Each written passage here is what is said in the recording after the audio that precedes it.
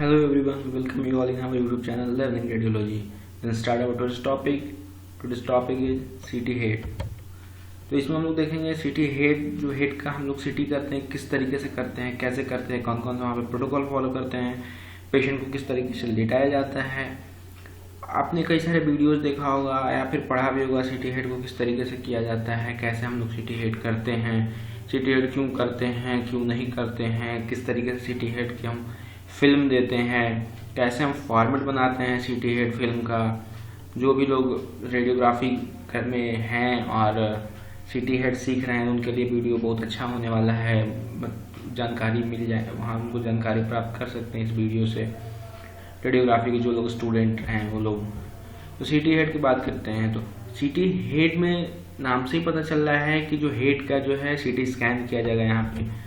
तो CT head करने के लिए सबसे पहले इंडिकेशन देखेंगे कौन कौन से केसेस में हम लोग CT हेड कर सकते हैं या फिर CT ब्रेन कर सकते हैं। लाइक हेडेक, कोई भी सस्पेक्टेड एन्यूरिज्म हो सकता है, या फिर आपको किसी लॉन्ग टाइम हेडेक रहता है काफ़ी लंबे समय से, तो आप हेडेक के केसेस में आप कर सकते हैं। ट्यूमर्स है, any type of suspected tumours, कोई भी सीजर्स है, गिडनेस है, वोमिटिंग है, हेड इंजरी है, RTA है, एक्सीडेंट है, कोई भी MLC केसेज आते हैं वहाँ पे MLC केसेज में लाइक कि अगर आपको ब्रेन इंजरी हुई हो उसकी वजह से वहाँ पे आप कर सकते हैं।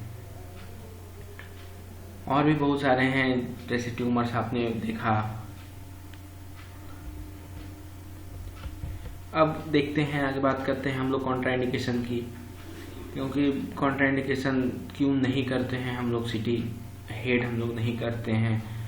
तो कोई भी अगर मेटालिक ऑब्जेक्ट अगर होगा तो हम लोग CT हेड नहीं करेंगे। प्रेगनेंसी के केसेस में हम लोग CT हेड नहीं करेंगे, क्योंकि अगर प्रेगनेंसी के केसेस में करेंगे तो फिटस को हार्म होगा और प्रेग्नेंट वुमेन को रेडिएशन एरिया में मना किया जाता है जाने से।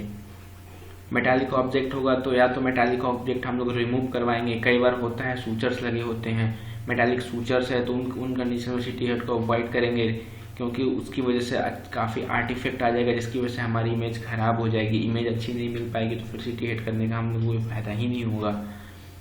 दूसरा एक और होता है, पेशेंट अगर अनकंफर्टेबल है या फिर अनकॉन्शियसनेस पेशेंट है, पेशेंट ही कॉन्शियस नहीं है। पेशेंट का कई बार पेशेंट आते हैं जो कि काफ़ी अनकॉन्शियस होते हैं, उनको कई बार हम लोग उनके लिए इमोबलाइजिंग डिवाइसेज यूज़ करते हैं जिसकी हेल्प से हम लोग कर लेते हैं। लेकिन कई बार पेशेंट बराबर मोशन होते रहता है पेशेंट में, पेशेंट हिलते डुलते रहते हैं, उस कंडीशन में हम लोग CT हेड नहीं करेंगे, क्योंकि उस कंडीशन में करने पे आर्टिफैक्ट आएगा जिसको हम लोग मोशन आर्टिफैक्ट बोलते हैं।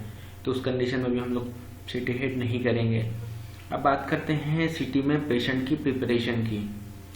तो पेशेंट प्रिपरेशन में सबसे फर्स्टली हमको क्या करना होता है कि पेशेंट से हिस्ट्री लेनी होती है कि क्या क्या हिस्ट्री है, प्रीवियस हिस्ट्री क्या रहा है। अगर हेडेक का है, पेशेंट हेडेक से आता है कि उसकी हिस्ट्री हेडेक की है, तो हमें पूरा पहले उनकी हिस्ट्री लेनी है कि प्रीवियस हिस्ट्री क्या रहा है, कभी कहीं से ऊंचे स्थान से या फिर किसी तरीके से वो गिरे हों किसी भी तरीके से। तो प्रीवियस पूरी हिस्ट्री पहले हमें पेशेंट से लेनी होती है। उसके बाद पेशेंट को हम लोग इंस्ट्रक्शन देना होता है कि हम आपका CT हेड करेंगे, उसमें जो भी हेड का है उसका स्कैन किया जाएगा। एक तरीके से कहा जाए तो आपको पूरा प्रोसीजर जो होता है पेशेंट को एक्सप्लेन करना होता है, ताकि जो पेशेंट है आपके लिए कंफर्टेबल महसूस करे। अनकंफर्टेबल होगा तो पेशेंट भी घबरा जाएगा, डर जाएगा, तो फिर करवाने में वो भी अनकंफर्टेबल फील करेगा। तो उसको पहले कंफर्टेबल जोन में लाना पड़ता है, उसको प्रोसीजर एक्सप्लेन करिए। एक अच्छा कम्युनिकेशन स्किल यूज़ करना चाहिए पेशेंट को एक्सप्लेन करने के लिए। उसके बाद पेशेंट को फिर हम लोग बताते हैं कि आपका जितने भी हेड एरिया से मेटालिक ऑब्जेक्ट है उसको आप रिमूव करें, और अगर कुछ होता है तो उसको रिमूव करवाते हैं पेशेंट के। लाइक पिन वगैरह, हेयर क्लचर पिन वगैरह होता है उसको हम लोग निकलवाते हैं, और पेशेंट से एक कंसेंट फॉर्म साइन करवाते हैं, ओरल रिटन कंसेंट लेते हैं पेशेंट से कि आपका CT स्कैन किया जा रहा है। अगर पेशेंट की कंट्रास्ट स्टडी की जा रही है, यानी पेशेंट को जब कंट्रास्ट लगाया जा रहा है, CT स्कैन दोनों तरीकों से करते हैं, without contrast, with contrast. With contrast में तो कोई प्रॉब्लम नहीं होगा। अगर हम लोग विदाउट कंट्रास्ट है तो कोई प्रॉब्लम नहीं होगा। अगर विद कंट्रास्ट हम लोग जो पेशेंट की स्टडी कर रहे हैं तो उसमें सबसे पहले हमें serum urea and serum creatinine की रिपोर्ट देखनी पड़ती है। वो रिपोर्ट नॉर्मल होनी चाहिए, वो रिपोर्ट ज़्यादा नहीं होनी चाहिए, जो उनका जो 1 होता है उससे ज़्यादा नहीं होनी चाहिए। क्यों? तो सबसे पहले हम लोग पेशेंट का रिपोर्ट चेक करेंगे RFT। उसके बाद हम लोग पेशेंट प्रिपरेशन में, उसका भी पेशेंट प्रिपरेशन सेम होता है, लेकिन वहाँ पे पेशेंट को होता है कि फास्टिंग की ज़रूरत पड़ती है, यानी 5 से 6 आवर पेशेंट फास्टिंग में चाहिए होता है। उसके लिए वहाँ पे हम लोग 18 से 22 गाउल का स्कैलवेंसेट यूज़ करते हैं और 20 to 25 ml कॉन्ट्रास्ट को हैंड इंजेक्शन के थ्रू दिया जाता है वहाँ पे। उसमें भी non ionic contrast media use किया जाता है और कह सकते हैं ओमनी पैक यूज़ करते हैं हम लोग वहाँ पे 300-350 mg हम लोग ओमनी पैक वहाँ पे यूज़ करते हैं। अब बात करते हैं पेशेंट का, हमने हिस्ट्री ले ली, पेशेंट को प्रिपरेशन कर लिया, सारा कुछ हो गया। अब आते हैं हम लोग पेशेंट को किस तरीके से लिटाएंगे। तो वहाँ पे आता है जो पेशेंट का जो पोजीशन होता है, पेशेंट सुपाइन पोजीशन में होगा। और पेशेंट की ओरिएंटेशन की बात की जाए तो जो गैंट्री होता है, गैंट्री के बाद काउच होता है, पेशेंट काउच होता है, तो वहाँ पे हम लोग जो हेडरेज होता है वहाँ पे पेशेंट को हेड फर्स्ट यूज करते हैं। हेड का जो होता है, हेड फर्स्ट होता है और फीट लास्ट होता है पेशेंट का।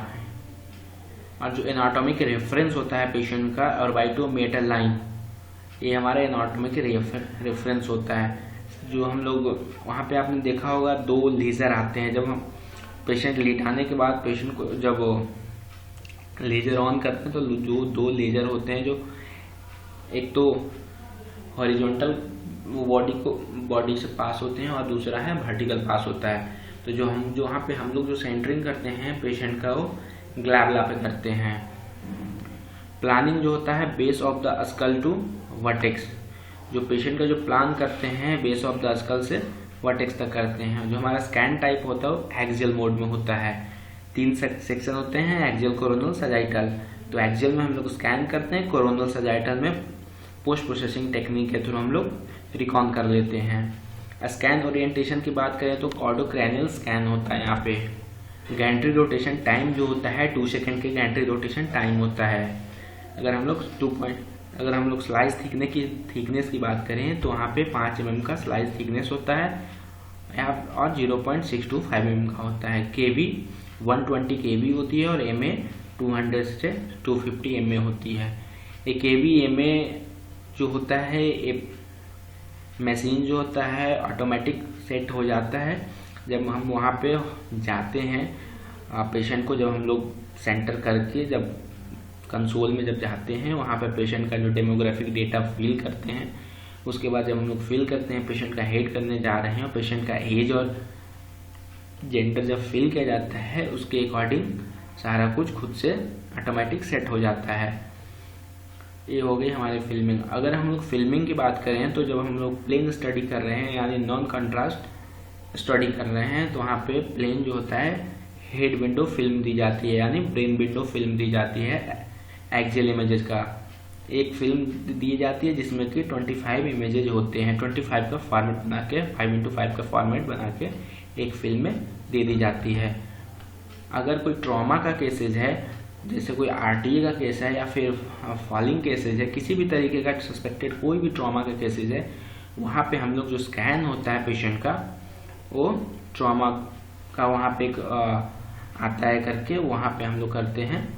तो उसमें क्या करते हैं हम लोग, पेशेंट को 2 फिल्म दिया जाता है। एक फिल्म जो होता है बोन विंडो का होता है, फ्रैक्चर के डिटेक्शन के लिए दी जाती है, और दूसरी फिल्म होती है वो ब्रेन विंडो में दी जाती है। वहीं हम कंट्रास्ट स्टडी की बात करते हैं। जब हम लोग कंट्रास्ट पेशेंट को, अब नॉर्मल स्कैन के बाद जब हम लोग पेशेंट को कंट्रास्ट देते हैं, जब हम लोग कंट्रास्ट स्टडी की बात करते हैं वहाँ पे क्या करते हैं, एक फिल्म हम लोग हेड विंडो की देते हैं यानी ब्रेन विंडो की देते हैं, एक फिल्म ब्रेन विंडो की देते हैं प्लेन, और जो दूसरी फिल्म होती है वो कॉन्ट्रास्ट की फिल्म होती है। क्योंकि क्या होता है कि जब हम लोग पहले नॉर्मल पूरा प्लेन स्कैन होता है, उसके बाद कॉन्ट्रास्ट को इंजेक्ट किया जाता है, देन दोबारा स्कैन होता है। तो 2 बार स्कैन होता है पेशेंट का, तो उस कंडीशन में एक हम लोग नॉर्मल ब्रेन विंडो देते हैं और दूसरा कॉन्ट्रास्ट का इमेजेस देते हैं। ये इस तरीके से हम लोग फिल्म बनाते हैं। ये जैसे मैंने बताया 5x5 का फॉर्मेट सेट करते हैं, उसी हिसाब से यहाँ पे हम लोग स्काउट फिल्म देते हैं या फिर टोपो कह सकते हैं। यहाँ पे देते हैं। उसके बाद से हम लोग फिल्म को जब जितने भी फिल्म होते हैं वहाँ पे फिल्मिंग का आता है ऑप्शन, एरिया सेलेक्ट करके फिल्म का जब आप करते हो तो वहाँ पे फिल्म बनना शुरू हो जाता है, या फिर आप खुद से भी फिल्म जनरेट करते हो। जो भी एरिया आपको देना होता है वहाँ पे आप नॉर्मल फिल्म पे करके फिल्म का एक ऑप्शन होता है, वहाँ पे आप क्लिक करते हो तो फिल्म ऑटोमेटिक यहाँ पे आ जाता है। इस तरीके से हम लोग 25 फिल्म देते हैं। ये रही हमारी एक फिल्म, एज ए सैंपल मैंने दिखाया है। और ये फिल्म का पूरा एक सीरीज है, इस सीरीज में हम लोग फिल्म देते हैं। और सबसे फर्स्ट ये फिल्म हम लोग ज़रूर देते हैं जिसको टोपोग्राम बोलते हैं, और स्कॉट फिल्म देते हैं, हम लोग ज़रूर देते हैं। Okay, thank you. Comment on this video, आपको कौन सा पार्ट अच्छा लगा, कौन सा पार्ट बुरा लगा, क्या हम इम्प्रूव करेंगे इसमें। चैनल को सब्सक्राइब करिए, वीडियो को लाइक करिए। Thank you.